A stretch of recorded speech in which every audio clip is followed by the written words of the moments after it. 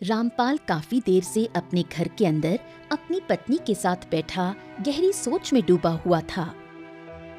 ऐसी गहरी सोच में डूबने से कुछ नहीं होगा। हमारे घर पर 2 दिन से कुछ भी खाने को नहीं बना।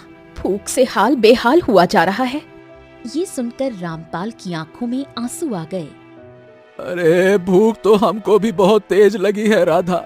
क्या कहें, जहाँ मजदूरी कर रहे थे वहाँ पर काम पूरा हो गया। राधा फूट फूट कर रोने लगी।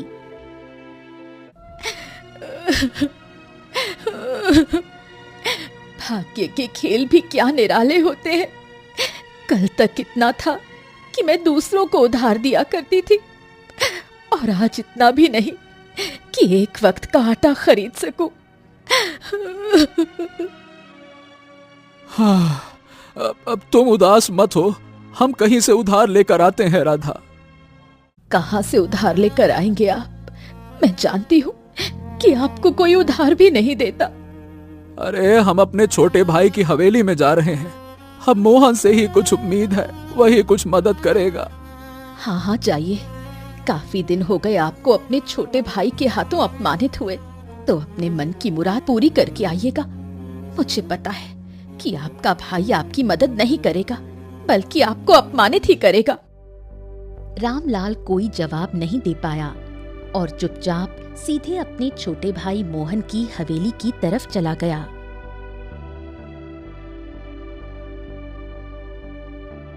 मोहन गांव में सबसे अधिक धनवान व्यापारी था। रामलाल को अपनी हवेली में देखकर मोहन और उसकी पत्नी गंगा दोनों बुरी तरह से चौंक गए। आइए आइए, स्वागत है, आइए पधारिए। वाह वाह वाह वाह, क्या बात है भैया, आज हवेली का रास्ता कैसे भूल गए? मोहन, ए छोटे भाई, तुम तो जानते हो कि हमारी स्थिति इस समय कितनी ज्यादा खराब है। हमारे घर पर 2 दिन से चूल्हा नहीं जला। देखो, हम पर दया करो और हमें इतना धन दे दो कि बाजार से कुछ अनाज खरीद कर अपने घर ले जाएं। ये सुनकर रामलाल का छोटा भाई मोहन हंसने लगा और रामलाल का मजाक उड़ाते हुए बोला,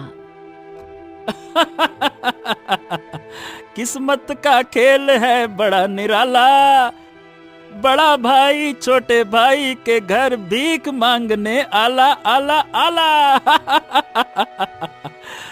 ओ भैया, जब पिताजी ने हम दोनों भाइयों का बंटवारा किया था तब आधी आधी संपत्ति हम दोनों को दी थी, और देखिए मैंने अपने पिता की संपत्ति का इस्तेमाल करके उसको दुगुना तिगुना बना दिया, और आपने अपनी सारी संपत्ति को बर्बाद कर दिया। कुछ याद है कि आपको पिताजी ने बंटवारे के दौरान क्या क्या दिया था? रामलाल पुराने दिनों की याद में खो गया।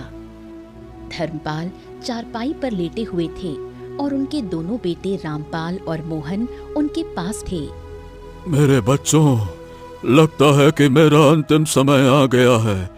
मैं चाहता हूँ कि अब संपत्ति का आधा आधा बंटवारा कर लिया जाए। मैंने तुम्हें यहाँ पर इसीलिए बुलाया है ताकि मैं तुम्हें बता सकूं कि मैं अपने किस बेटे को क्या क्या देना चाहता हूँ। ये सुनकर रामपाल फूट फूट कर रोने लगा। पिताजी आपको कुछ नहीं होगा। मुझे विश्वास है कि आप 100 वर्ष से ज्यादा जिएंगे। कुछ नहीं होगा पिताजी।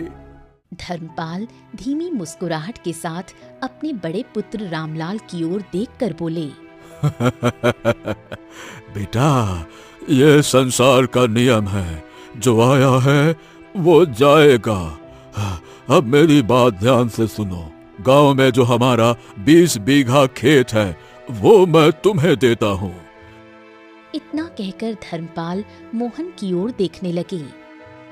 और बेटा मोहन, जो हमारे तालाब के किनारे 20 बीघा खेत पड़ा है वो मैं तुम्हें देता हूँ। मेरी 10 और 10 बैल, इनमें से आधा आधा तुम दोनों भाइयों को देता। इतना कहकर धर्मपाल को जोर से खांसी उठी। पिताजी, मैं अभी वैद्य को बुला कर लाता हूँ। रुकिए। नहीं बेटा, मेरी पूरी बात सुन लो। एक बहुत ही महत्वपूर्ण चीज है जो मैं केवल तुझे। इतना कहकर धर्मपाल फिर से जोर से खांसने लगे। रामपाल अपने पिता की हालत देख नहीं सका और दौड़कर वैद्य के पास चला गया। वैद्य जी जल्दी चलिए, मेरे पिताजी की हालत बहुत ज्यादा खराब है, उन्हें बहुत तेजी से खांसी आ रही है, जल्दी चलिए। वैद्य तुरंत रामपाल के साथ उसके घर पहुंचा। जैसे ही वैद्य ने धर्मपाल की नब्ज देखी, वो बोला, हाँ, देखो रामपाल, तुमने आने में देरी कर दी, अब तुम्हारे पिता इस संसार में नहीं रहे, माफ करना। इतना कहकर वैद्य वहां से चला गया और रामपाल फूट फूट कर रोने लगा। और फिर हम दोनों ने अपनी अपनी जिंदगी की नई शुरुआत की। तुमने पिताजी की कमाई सारी दौलत मिट्टी में बहा दी और मुझको देखो मैंने पिताजी की सारी संपत्ति को जवाबदारी, चतुराई और मेहनत के बल पर दुगना कर दिया। और यही नहीं, इस गांव का चौधरी बन गया हूं मैं। मैं सब जानता हूँ मेरे छोटे भाई, क्यों बार बार पुरानी बातें दोहरा रहे हो। सारा गांव जानता है कि मेरी किस्मत खराब निकली, तो मैं क्या करूं? क्या करूं क्या? यही बात है भैया कि जिसकी किस्मत है खराब, मैं उसको नहीं दे सकता उधार। नियम तो नियम है। देखो भैया, मोहन तो केवल उसी को उधार देता है जिस पर उसे भरोसा होता है कि वो उधार चुका सकता है। और तुम्हें देखकर तो कोई भी व्यक्ति कह सकता है कि तुम किसी का उधार चुका ही नहीं सकते। इसी वजह से तुम्हें कोई गांव में पत्थर भी ना उधार पे दे। चलो भैया, नमस्ते।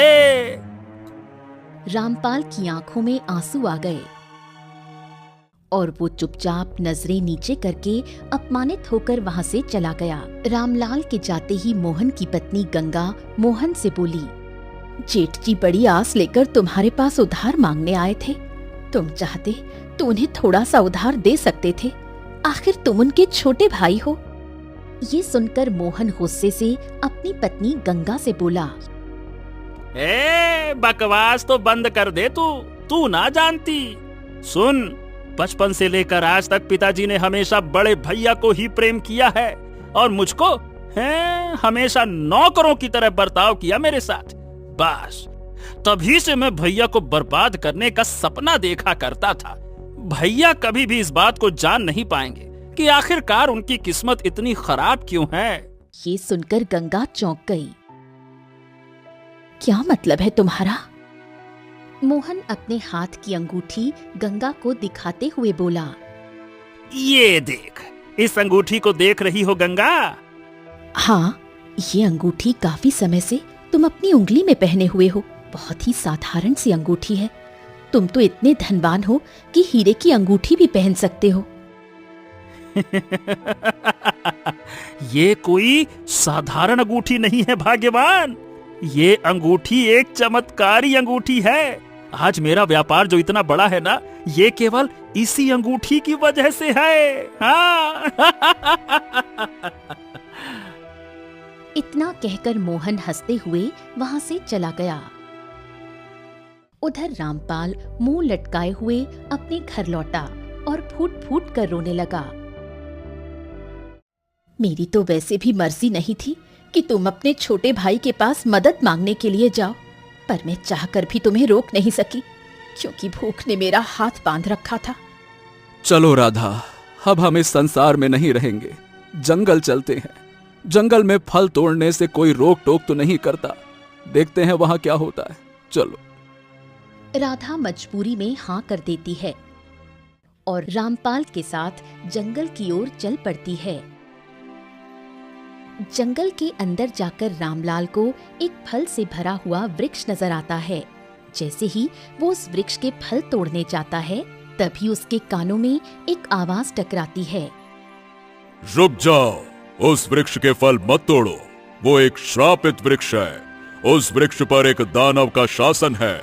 अगर तुमने उसके फल को तोड़ा तो वो दानव बाहर आ जाएगा और तुम दोनों पति पत्नी को मार डालेगा। रामपाल जैसे ही पीछे पलटकर देखता है तो एक साधु खड़ा हुआ उसे घूर रहा था। हाँ, तो ये तो अच्छी बात है ना साधु महाराज। भूख से मरने से अच्छा है कि हम दोनों पति पत्नी दानव के हाथों मारे जाए। वैसे भी इस घने जंगल में केवल यही एक फलदार वृक्ष नजर आ रहा है। मर जाने दीजिए, मर जाने दीजिए। शांत हो जाओ बच्चे, शांत। सुनो, यहाँ से 10 कोस दूर एक दूसरा जंगल शुरू होता है। वहां तुम्हें बहुत अच्छे फल मिल जाएंगे। लेकिन साधु महाराज, हम दोनों पति पत्नी 2 दिन से भूखे हैं। वहां तक जाते जाते ही हम मर जाएंगे। इससे बेहतर तो यही है कि हम इस वृक्ष के फल को तोड़कर पहले अपनी भूख शांत करें, फिर दानव हमें जब चाहे मार डाले, हमें कोई परवाह नहीं। उन दोनों की बातें सुनकर साधु को बहुत तरस आया। तुम्हारी शक्ल हमें किसी की याद दिलाती है। क्या तुम धर्मपाल के पुत्र हो? हाँ हाँ हाँ, ये तो मेरे पिताजी का नाम है। लेकिन आप उन्हें कैसे जानते हैं साधु महाराज? तुम्हारी शक्ल धर्मपाल से बहुत मिल रही है, इसीलिए पूछा। अच्छा ये बताओ, धर्मपाल अब कैसे हैं? हाँ, पिताजी इस संसार में नहीं रहे, वो इस दुनिया को छोड़कर चले गए महाराज। मैं आपको बताता हूँ क्या हुआ। इतना कहकर रामपाल शुरू से लेकर अंत तक सारी घटना साधु को बताता है। ये सुनकर साधु चौंक गया और अपनी आंखें बंद कर ली। कुछ देर बाद उसने आंखें खोलकर रामपाल की ओर देखा। तुम्हारे साथ तो बहुत बड़ा धोखा हुआ है रामपाल। और जिस मूर्ख ने तुम्हारे साथ ये धोखा किया है, वो नहीं जानता कि उसने अपनी ही बर्बादी को बुला लिया है। हाँ, धोखा? किस तरह का धोखा साधु महाराज? जिसने भी तुम्हारे साथ छल किया है रामलाल, उसका चेहरा बहुत जल्द तुम्हारे सामने होगा। नियति और किस्मत के खेल बड़े निराले होते हैं रामलाल। अक्सर आदमी दूसरे की किस्मत को छीनने का प्रयास करता है लेकिन वो नहीं जानता कि जो जिसकी किस्मत में लिखा होता है वो उसे मिलकर ही रहता है, और किस्मत के लिखे हुए को कोई नहीं छीन सकता। इतना कहकर साधु ने मंत्र पढ़ा। अगले ही पल साधु के हाथ में कुछ मुद्राएं प्रकट हो गईं। साधु ने उन मुद्राओं को रामपाल को पकड़ाते हुए कहा, इन मुद्राओं को ले जाओ, इससे तुम अपनी और अपने पत्नी की भूख शांत कर सकते हो। और हाँ, याद रखना, नियति अभी तुम्हारी और परीक्षा लेगी, परंतु तुम हिम्मत मत हारना। तुम देखोगे कि तुम्हारी किस्मत कैसे बदलती है। ओम नमः शिवाय। इतना कहकर साधु वहां से चला गया। रामपाल की समझ में कुछ नहीं आया और वो अपनी पत्नी को लेकर अपने घर लौट आया। घर पहुंचते ही रामपाल सबसे पहले कुछ अनाज लाता है और दोनों पति पत्नी पेट भरकर खाना खाते हैं। साधु महाराज की बातों पर गौर करना चाहिए। उन्होंने कहा था कि अभी और मुसीबतें आएंगी, लेकिन तुम्हें हिम्मत नहीं हारनी है। हाँ, तुम सही कह रही हो राधा। मैं आज से ही काम के लिए लगातार प्रयास शुरू कर देता हूँ, कुछ तो मिलेगा ही। इधर मोहन अंगूठी को निहार रहा था कि तभी एक मैना पक्षी उड़ती हुई वहां आती है। उसके शरीर से खून बह रहा था। अरे रे रे रे रे रे, इसके शरीर से तो खून निकल रहा है। ऐसा लग रहा है कि जैसे किसी ने इसे अपनी नुकीली चोंच से घायल कर दिया। ओहो, लेकिन ये मेरे हवेली के फर्श को गंदा कर रही है। रुक जाओ। इतना कहकर मोहन मैना को उठाकर बाहर फेंक देता है। मैना पक्षी दोबारा उड़कर मोहन के पास आती है। अब वो क्रोध में प्रतीत होती है। तेरे पास एक मौका था इंसानियत दिखाने का, जो तूने गंवा दिया। अरे बाबा रे बाबा, ये क्या? ए साला, एक मैना पक्षी को मनुष्य की भाषा बोलते हुए पहली बार देख रहा हूँ। तो तू जरूर कोई चुड़ैल, पिशाच या जादूगर है ना? ना मैं जादूगर हूँ, ना कोई पिशाच और ना ही चुड़ैल। तू स्वयं को आईने में देख। क्या है तू? तू एक चोर है। जिस अंगूठी को तू इतनी देर से निहार रहा है, वो अंगूठी किसी और की अमानत है, जिसे तूने चोरी से हासिल किया है, और उसी की वजह से तू इतनी बड़ी संपत्ति का मालिक है। अरे, तुझको कैसे पता इस बारे में? सवाल ये नहीं है कि मुझे कैसे पता, सवाल ये है कि क्या ये सच है या झूठ। सफेद झूठ। ये अंगूठी मेरी ही थी और मेरी ही रहेगी। इसे मुझसे कोई नहीं छीन सकता। हाँ। चिंता मत कर, ये अंगूठी तेरे पास ज्यादा समय नहीं रहेगी, क्योंकि जो जिसकी अमानत होती है वो एक ना एक दिन उसे जरूर मिलती है। इतना कहकर मैना उड़ जाती है और दूर जाकर रामपाल के घर के आंगन में गिर जाती है। अरे ये क्या? ओहो, इसके शरीर से तो खून बह रहा है। रामपाल तुरंत मैना को उठाता है। राधा, ए राधा, जल्दी करो, इसे वैद्य जी के पास ले चलते हैं। चलो चलो। तुम सही कह रहे हो। हाँ हाँ, जल्दी चलो। रामपाल वैद्य के पास पहुंचता है और मैना पक्षी को दिखाता है। वैद्य जी, ये हमारे घर अचानक से उड़ती हुई आकर गिर गई। इसके शरीर से बहुत खून बह रहा है, देखिए तो। वैद्य कुछ जड़ी बूटियां लगाता है। कुछ देर में खून बहना रुक जाता है। हाँ देखो, इसके भीतर का घाव बहुत गहरा है। तुम्हें रोज इसका इलाज कराना होगा और उसके लिए धन का अच्छा खासा इंतजाम भी करना होगा। कर पाओगे ना? अब आप उसकी चिंता मत कीजिए वैद्य जी, मैं कुछ भी करूंगा, लेकिन इसका इलाज जरूर करवाऊंगा। मैं किसी को भी मुसीबत में नहीं देख सकता, चाहे वो इंसान हो या पक्षी। हाँ। तो फिर ठीक है, कल इसको फिर से ले आना। जाओ।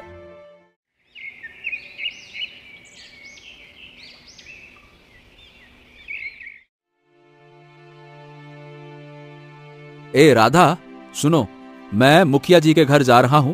सुना है कि उनके बहुत सारे खेत हैं, तो शायद उन्हें मजदूर की जरूरत हो। इतना कहकर रामपाल घर से निकलता है। वो सीधा मुखिया जी के खेत में पहुंचता है। वहां पहले से मोहन मौजूद था। आहा, बड़े भैया, क्या बात है? मुखिया जी के खेत में क्या फिर से उधार मांगने आए हैं क्या? नहीं मोहन, मैं उधार मांगने नहीं, काम मांगने आया हूं। मोहन हंसते हुए वहां से चला गया। मुखिया जी प्रणाम, मुझे काम की सख्त जरूरत है। हाँ, अच्छा हुआ रामपाल जो तुम आ गए। अगर थोड़ी देर करते तो मैं किसी और को काम दे देता। मुझे खेत में एक मजदूर चाहिए। तुम एक काम करो, आज से ही काम शुरू कर दो, है ना? चलो चलो, लग जाओ। इतना कहकर रामपाल काम करने लगा। काम करते करते रामपाल की नजर जमीन पर पड़ी एक अंगूठी पर पड़ी।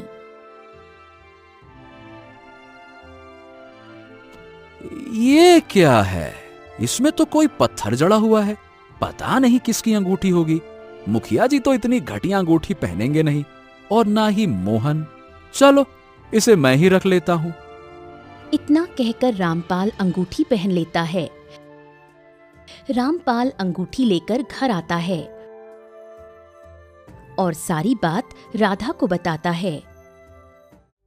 ए राधा, ये मैना पक्षी तो हमारे घर के लिए बहुत शुभ निकली। पता है, मुझे काम नहीं मिल रहा था, देखो अब मिल गया। ये तो बहुत अच्छा हुआ। तभी मैना पक्षी इंसानी आवाज में बोली, ये तुम्हारी एक छोटी सी परीक्षा थी जिसे तुमने पास कर लिया। रामपाल और राधा दोनों चौंक गए। अब तुम कौन हो और तुम ऐसे इंसानी आवाज में कैसे बोल रही हो? इसका रहस्य बहुत जल्द तुम्हें पता चल जाएगा। अगर तुम मुझे वैद्य के पास ना ले जाते तो तुम ये परीक्षा पास नहीं कर पाते। अब तुम्हारी किस्मत बहुत जल्द बदलने वाली है। तुम्हारे बुरे दिन समाप्त हुए। मैना पक्षी ने इतना कहा ही था कि तभी वहाँ गांव का मुखिया आ पहुँचा और रामपाल की ओर देखकर बोला, रामपाल, भाई रामपाल, देखो मैं तुम्हारे पास एक बहुत खास काम से आया था। क्या बात है मुखिया जी, कहिए। दरअसल बात यह है कि कई दिनों से मेरा मन इस संसार में लग नहीं रहा था। क्या है कि मेरी कोई संतान भी नहीं है, ये तो तुम जानते हो।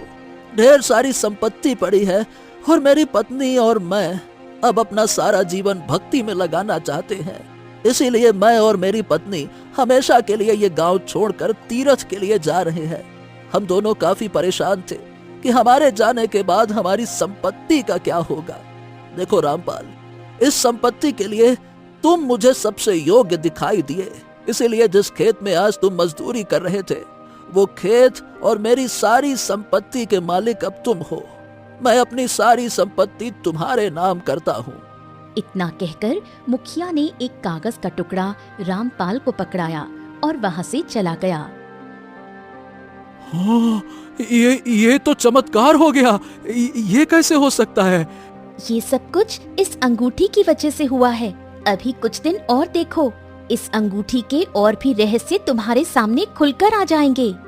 इधर दूसरी ओर मोहन अपनी हवेली में था कि तभी एक व्यक्ति वहां आया। मोहन बाबू, तुमने अपने खेत और सारी संपत्ति गिरवी रखकर साहूकार से बहुत सारा धन लिया और उस धन से तुमने दूसरे देश से रेशमी कपड़ा खरीदा। तुम्हारा माल समुद्र पार जाकर बिकने वाला था, मगर रास्ते में समुद्री लुटेरों ने हमला कर दिया और सारा माल लूट ले गए। इतना कहकर वो व्यक्ति चला गया। मोहन अब सिसकते हुए गंगा के पास गया।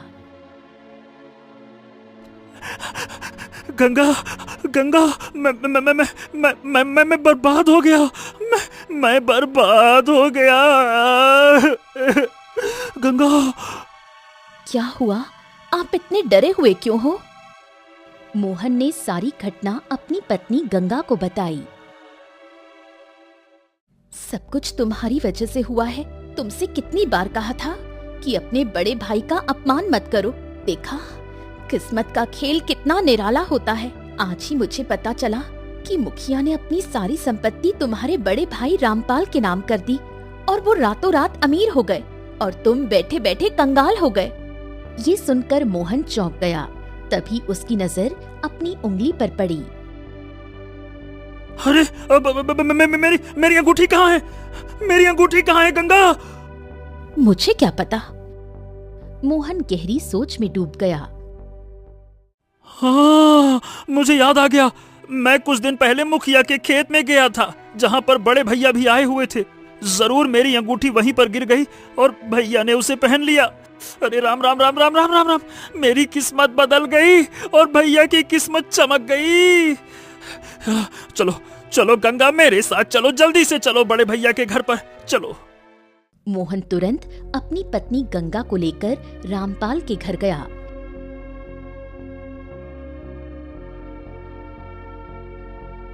अपने छोटे भाई को देखकर रामपाल चौंक गया।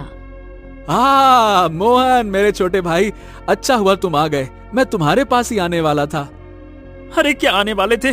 तुमने जो हाथ में अंगूठी पहन रखी है, जल्दी से उसको मुझको दे दो। अरे भैया, वो अंगूठी मेरी है। लाओ लाओ, दे दो दे दो। ये सुनकर रामपाल चौंक गया। अच्छा, ये तुम्हारी अंगूठी है? ये तो मुझे मुखिया जी के खेत में मिली थी। हाँ हाँ, वो वहाँ मुझसे गिर गई थी। मेरी उंगली से गिर गई होगी, मुझे याद नहीं रहा। आज याद आया है, जल्दी से दे दो भैया। रामपाल अंगूठी मोहन को देने ही वाला था कि तभी मैना रामपाल से बोली, उसे अंगूठी मत देना। वो अंगूठी मोहन की नहीं बल्कि तुम्हारी है। ये सुनकर रामपाल चौंक गया। अरे, तू तो वही मैना है ना जो घायल होकर मेरे घर पर आई थी? हाँ। इतना कहकर मैना रंग बिरंगी किरणों से एक साधु में परिवर्तित हो गई। वही साधु जो रामपाल और राधा को मिला था। साधु महाराज, आखिर ये क्या रहस्य है? मुझसे कुछ नहीं छुपा सकते मोहन। चलो, अब सच सच बताओ, ये अंगूठी तुम्हारी है या रामपाल की? मोहन नजरें नीचे झुकाकर बोला, भैया की। मेरी? परंतु ये अंगूठी पहली बार खेत में देखी थी मैंने महाराज। तुम्हें याद है, जब तुम्हारे पिताजी का अंतिम समय था और वो तुमसे कुछ कहना चाहते थे। हाँ हाँ हाँ हाँ, अचानक से उन्हें जोर से खांसी उठी और मैं वैद्य जी को बुलाने चला गया था।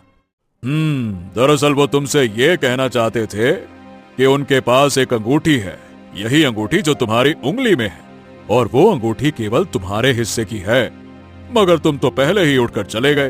तुम्हारे जाने के बाद तुम्हारे छोटे भाई मोहन ने अपने पिता से पूछा कि वो क्या कहना चाहते थे, तो तुम्हारे पिता धर्मपाल जानते थे कि वो ज्यादा देर जीवित नहीं रहेंगे, इसीलिए उन्होंने ये अंगूठी मोहन को दे दी और कहा कि ये चमत्कारी अंगूठी है, इसे पहनने वाला कभी भी गरीब नहीं रहेगा और हमेशा व्यापार में तरक्की करेगा।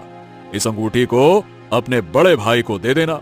बस इतना कहकर वो स्वर्ग सिधार गए, मगर मोहन ने इस अंगूठी के बारे में तुम्हें कभी नहीं बताया।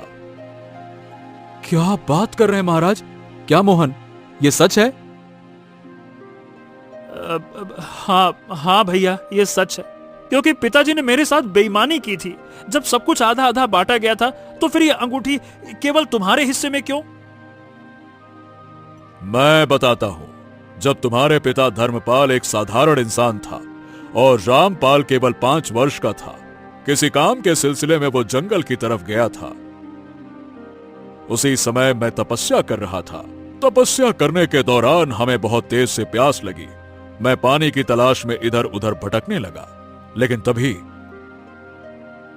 नन्हा रामपाल अपने हाथ से कलश लेकर तालाब का पानी लेकर मेरे पास आया और उसने मुझे पानी पिलाया। मैं बहुत प्रसन्न हुआ और केवल रामपाल की वजह से तुम्हारे पिता धर्मपाल को मैंने ये अंगूठी भेंट की थी और उससे कहा भी था कि बड़े होने के बाद ये अंगूठी रामपाल को ही देना। ये अंगूठी जिसकी भी उंगली में रहेगी वो हमेशा किस्मत का धनी रहेगा।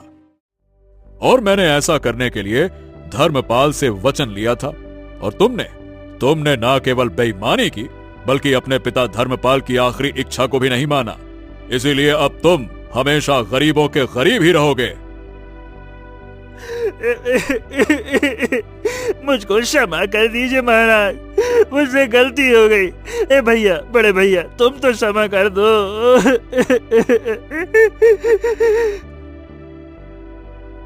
रामपाल को मोहन पर तरस आ गया। साधु महाराज, देखिए ये जैसा भी है तो मेरा छोटा भाई, इसको क्षमा कर दीजिए ना। देखा मोहन, तुमने तुम्हारे मन में अपने बड़े भाई के लिए कितना मैल था, लेकिन तुम्हारे इतने बड़े धोखा देने के बावजूद भी रामपाल अभी भी तुम्हारी चिंता कर रहा है। तुम्हारे पिता जानते थे कि रामपाल मन का कितना अच्छा है, इसलिए उन्होंने तुमसे यह कहा था कि यह अंगूठी रामपाल को ही देना, क्योंकि वो जानते थे अगर रामपाल धनी रहेगा तो उसके साथ साथ तुम भी धनी रहोगे, क्योंकि रामपाल हमेशा अपने छोटे भाई का ख्याल रखेगा। समझ गया, सब समझ गया। माफ कर दो बड़े भाई, माफ कर दो। रामपाल मोहन को गले लगा लेता है। साधु रहस्यमयी किरणों से वहां से गायब हो जाता है और उसी दिन के बाद दोनों भाई फिर से साथ साथ रहने लगे। देखते ही देखते रामपाल की किस्मत बदल गई और वो अपने गांव का सबसे धनवान व्यक्ति बन गया।